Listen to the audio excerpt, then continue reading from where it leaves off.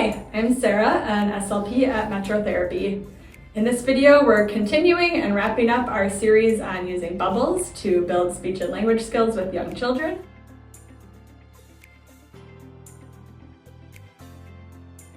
The first two videos, we talked about pre-linguistic skills and early language strategies. And in this video, I'll be sharing some ideas on how to build vocabulary and concepts while you're playing with bubbles.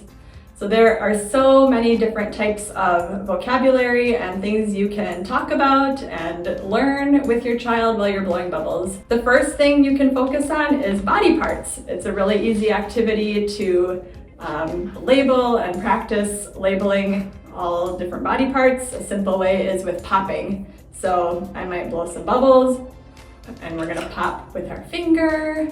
And then maybe the next time we'll say, okay, now let's pop with our hands.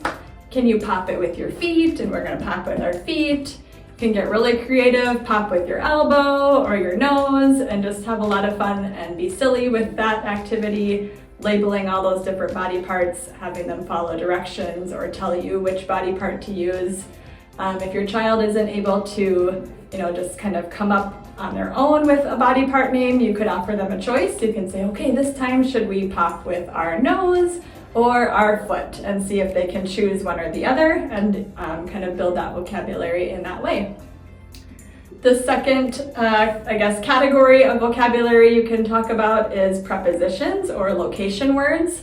So those would be like, okay, I'm gonna blow the bubbles way up high, watch. When they go up, we can blow them down.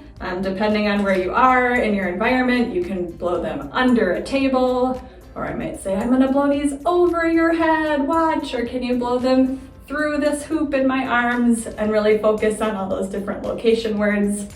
And then tying easily into that, you can focus on answering a where question and kind of model, where should we blow them next? Up or down?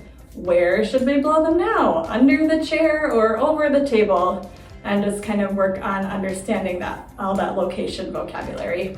The third type of vocabulary you can talk about is size and quantity. So as you're blowing, you might say, okay, watch, I'm gonna blow a really big bubble. And there's the big one, look how big it is. And then maybe you'll say, okay, now we're gonna blow some little bubbles, watch, here they come. Oh, they're so little. And then you can also talk about quantity. So I might say, look, this one's gonna be just one. Well, it's supposed to be one big bubble, right? Doesn't always work out perfectly. And then now this time we're gonna blow lots of bubbles.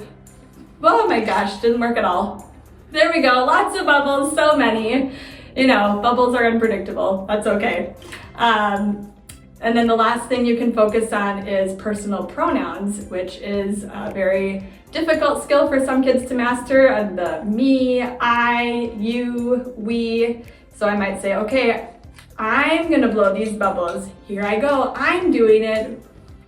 Okay, now you do it. And you can really emphasize the I and you. It's also a nice way to practice turn taking back and forth.